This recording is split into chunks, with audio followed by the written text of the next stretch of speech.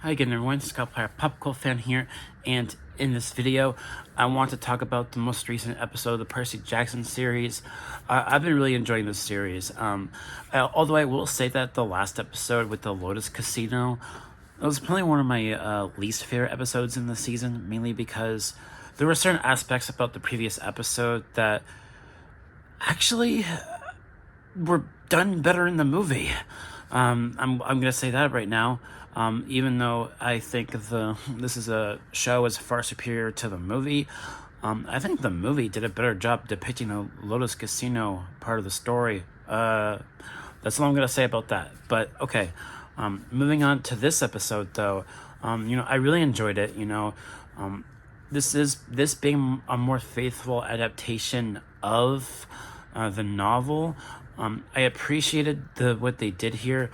Well, at the same time, I will admit that there are certain details about the underworld that were depicted in the book that didn't make it into the show. Which this is a show being made by Disney, so I don't expect the underworld to look as detailed as it was depicted in the book, because this is Disney, right? So they're not gonna show too much stuff about the underworld that would not necessarily be good for younger viewers. So I will say that about this episode. I would have liked to see a more detailed underworld, but still though, I liked how they showed the underworld a little bit when we saw all those people, like similarly to how it was described in the book, as how like a crowd of people like in line and waiting to be sent to Hades and the underworld itself. I think that was a really interesting aspect. And also, this is going to draw comparisons to Sorcerer's Stone with Harry Potter. This is going to draw comparisons because there's a three-headed dog in this episode, and I can see how that will, some people will notice the three-headed dog and think, oh, it feels like it was straight out of Harry Potter. So that's going to be a thing for amongst viewers who have not read the books before. Well, the Percy Jackson books. So yeah, that's interesting. And there is one actor in this that appeared in this episode that I had a gigantic smile on my face when I saw him. Julian Richings. I love Julian Richings. He's a great actor, and I liked he played Procrustes, one of the sons of Poseidon, actually. So that was an interesting character for him to play. I could see Julian Richings as Hades, though. He could have played Hades, but they cast him as this other son of Poseidon, though, which I liked his character. He was kind of funny.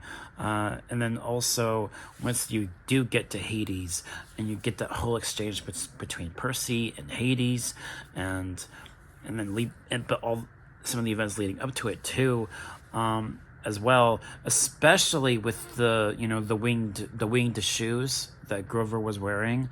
That's sort of teasing what is really going on, and I'm really intrigued with how they'll depict a certain moment from the last few chapters in the next episode, because there's this I'm not going to talk too much about what I want to see in the next episode, because that I'd rather save that for when I do my full review next week. But yes, and it did a really good job setting up the finale, and at the same time, it also showed some more flashbacks with Percy's mom, and we actually get our first cameo of Poseidon himself in this episode.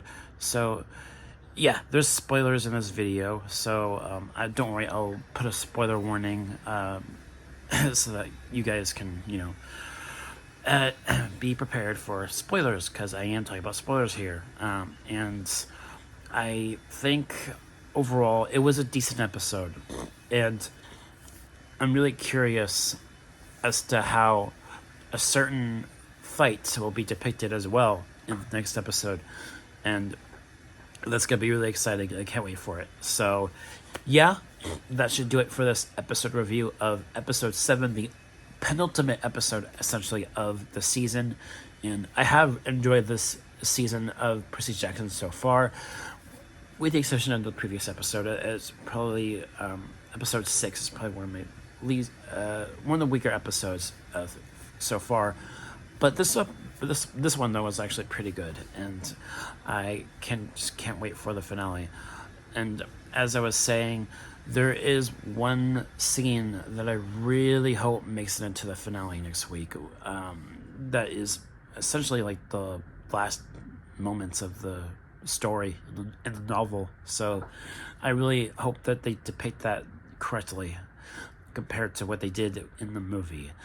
And there's this whole thing, like there's this really big fight between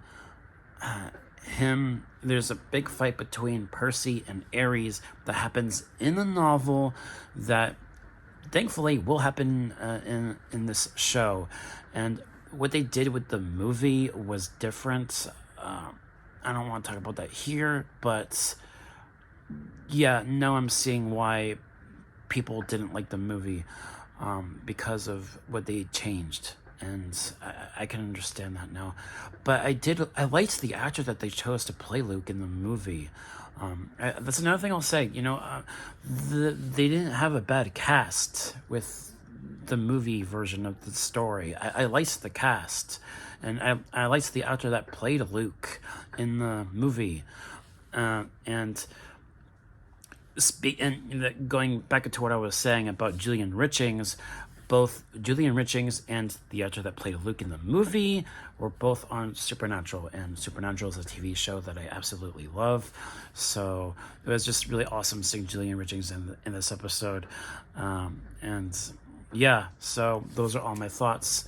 Thank you guys so much for watching, and I'll see you guys when I do my full season review next week. Look forward to it. All right, and take care. Have a great day, and peace.